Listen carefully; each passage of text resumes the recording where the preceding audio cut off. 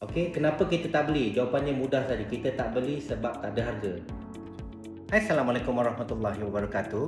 Okey, kali ni kita nak share, ini adalah katalog kita, katalog Papa Coin. Ini adalah contoh duit kertas. Okey, so ini adalah contoh duit kertas yang kita beli.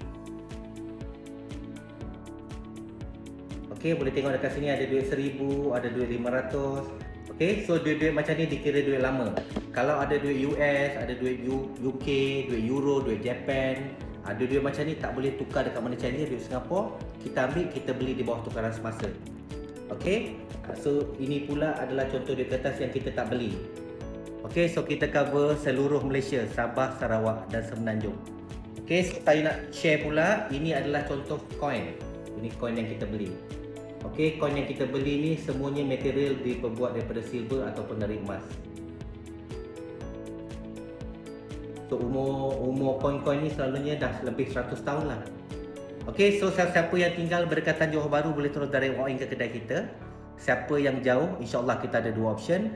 Boleh direct post ke kedai, ataupun kalau barang bagus, banyak barang-barang yang mahal, kita akan arrange untuk COD.